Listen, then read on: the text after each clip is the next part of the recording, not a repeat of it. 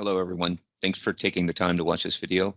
Today, we're going to talk about ODM AD Dsync, talk about best practices associated with getting the products installed, getting it configured, but more so about making sure that the implementation is going to be successful for your particular project. If we talk a little bit about what is ODM AD Dsync, ODM AD Dsync is a tool that can do a lot of things. The directory synchronization can go from on-prem AD to on-prem AD to Azure to tenant to tenant to tenant to on-prem.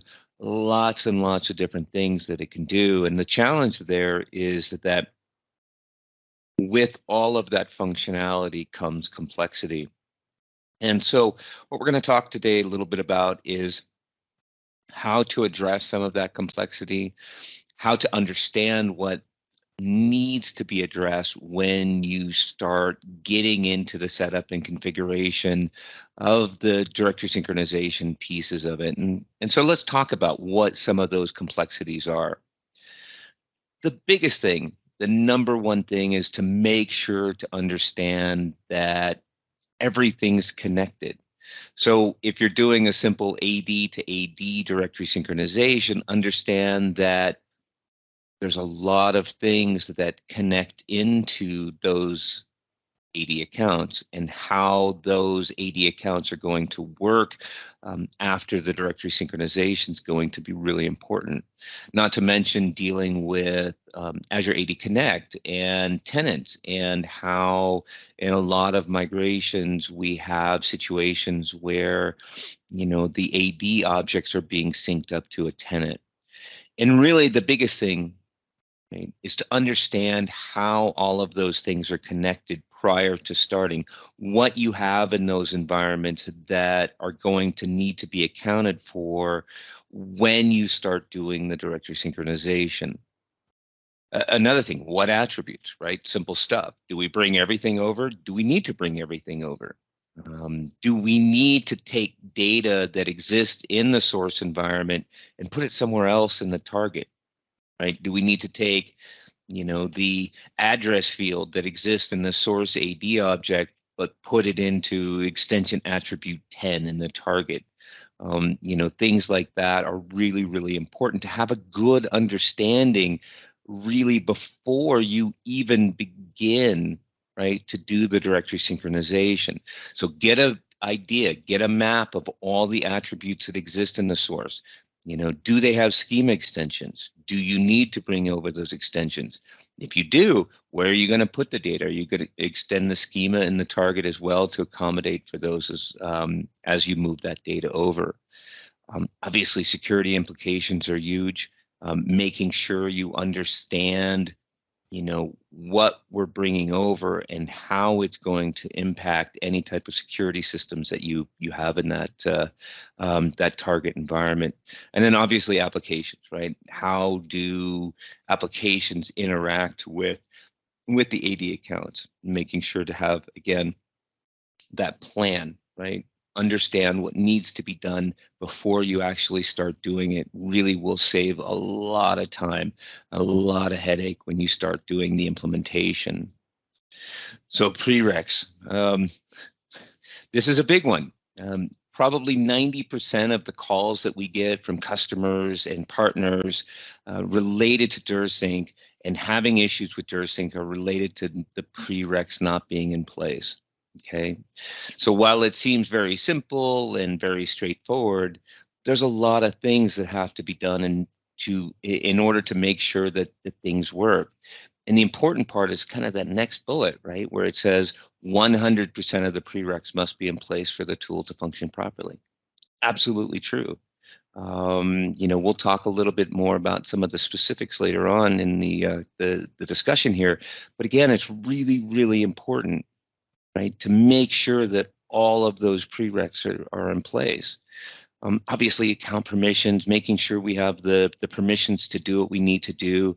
Little things like making sure IPv6 is turned on the servers that are running the Dsync agents for on-prem directory synchronization. MFA can't be enabled. Antivirus exclusions are probably 70% of the calls, right? That the exclusions aren't in place and are preventing us from doing the synchronization or reading password hashes and things like that. So again, really, really simple stuff, and it's all included within the documentation, but it's really important to make sure you understand that if you haven't gone through that list and haven't done a comprehensive validation that all of those prereqs are in place, you're probably going to run into problems. Okay. Passwords, right? We talked about exclusions, right? The BT Pass folder, the BT PA exec app, right? Those are the things that are doing the password hash writing and reading. They need to be excluded. Another thing that's really important to understand is having access to the dollar admin share on the DC that we're pulling the passwords from, or PDC if we're going to do SID history synchronization. Can you go into the machine that's running the DirSync agent and go to that dollar admin share on the DC that we've selected and connect in and see the contents, right? Again, audit logging, all of the things that are covered in the requirements doc, but are so critical to make sure that they're in place, because again, it won't work. A couple things that are important from a tool configuration, a product configuration perspective, is making sure you understand that while we have separated out the password synchronization component of ODM-AD DirSync, understand that the way we do password synchronizations is still based on the matching that has to happen within the DirSync workflow, okay? So without the matching in place, we're not going to be able to do password synchronization. So you have to get a workflow created that has at least, right, a read from and a match job in it so that we can sync the passwords. Okay. Another thing that's important to understand is that we can have up to 5 agents per source domain. So in most cases, if you're migrating less than, a couple thousand objects, one's probably going to be fine. But also understand that we can have more. So when you get into larger environments, or you get into situations where you have DC replication issues, or you need to separate out the password synchronization component from the actual attribute synchronization, you can create more. You can create more agents if you need to. And then again, things like bidirectional password synchronization is really, really simple and straightforward in the tool.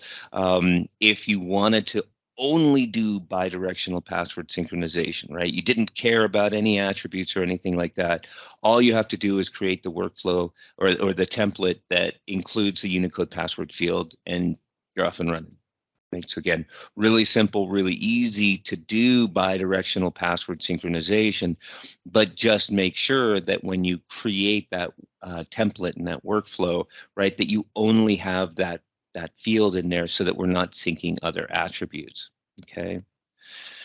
SID history, again, pretty straightforward. We don't need a trust to sync SID history.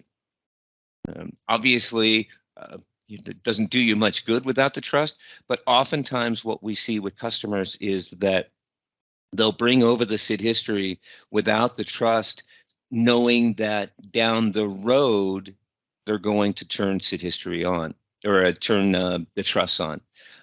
So this is like for initial implementation, setup, and configuration.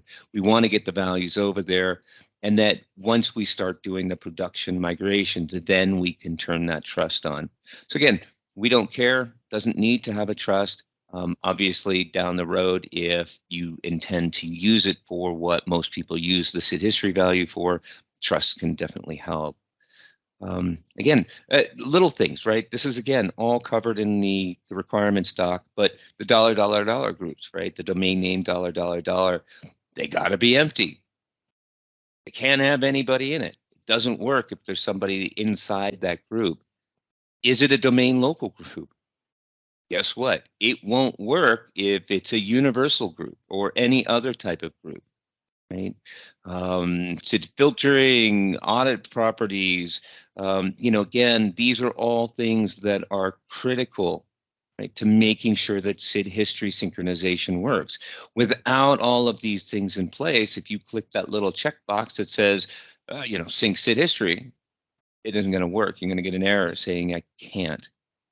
Okay. So again, the point being here is it's so important to go over these things ahead of time. Make sure these things are all in place. Validate that they're all in place before you do your initial setup and configuration. We'll talk a little bit more about that as we progress here. But again, another thing to consider too is what are the security ramifications of doing SID history synchronization? There's a lot of attacks recently that look at SIDs and try to hijack SIDs, right? Do you really need to bring SID history over? It's not required, right? So again, consider what the ramifications are to your environment by bringing the SID history value over. Looking at what exists in the SID history value today in that source object. Does that object have SID history values in it? Do you need to bring them over? Probably not, right? So again, you can strip out old SID history data from that source object and not sync it over to the target, but that just writing the source SID value in the SID history field in the target, so that there's only one SID history entry in there. So again, take a close look, understand what you have in that source environment, what you want to do with it, and how you want to deal with it moving forward. All right, so let's talk a little bit about some setup and configuration tips. The biggest tip I can give you, the number one tip, is to be patient. I know it sounds silly, but it's important. Remember that ODM AD DirSync is a SaaS application. And remember that it's the agents calling on a regular basis to ask for jobs. So when you click a button, don't expect something to happen immediately. You have to wait for the timers to kick in to push the job to it. Okay. Obviously, password's a little bit different, right? We've got the 60-second password timer, but for AD attribute synchronization, right, that's on 15-minute timers. Okay. So again, be patient. Don't expect everything to happen all at once when you click that button. Okay. Add your environments, make sure the agents are up and running. Again, pretty basic stuff. But what's important is that when you first do your setup and configuration, be very specific about what the scope is of what you're looking at. Don't read in your entire source environment. Don't read in your entire target environment. There's no reason to when you're setting up the tool. My suggestion, create some test OUs in the source, create a test OU in the target that we're going to put the objects in, and limit that workflow to only read those test OUs. Okay. Create the workflow that only reads those OUs. Because what that buys you is it allows you to look at what we're reading in, right? So you can actually go into the tool then and look at the content that we picked up based on your criteria, okay? We're just doing a read. We just want to make sure that we're able to pull data in, okay? And do not match, right? Do not match that initially because again, there's issues associated with doing matching ahead of time before you get your matching criteria defined. Okay, so again, just create a workflow that does a read, nothing else.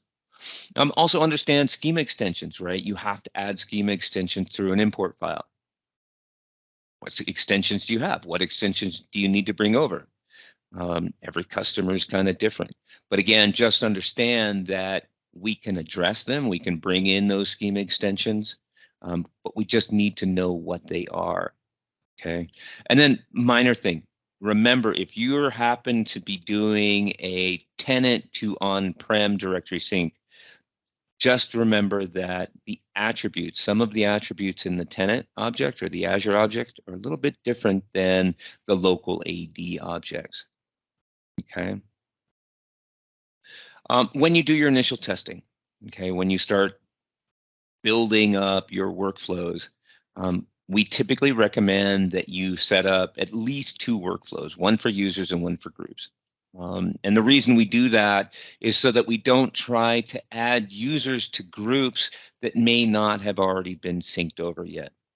Okay, it's important when you get into production so you don't have to deal with a whole bunch of ugly log files. So run the workflow that has the users first, then run the workflow that does the groups. Okay. Matching is sticky, right? We talked a little bit about this earlier. Really important to understand what your matching criteria is. If you've already pre-created or you've got Workday or some other HR system that has to own the creation of the objects in the target, you're matching on those and you're updating attributes, make sure that your matching criteria is 100%. 80%, 90%, that's bad. That means 10% of the objects, right, are going to get overwritten with different attributes from a different object in the source environment. You do not want that.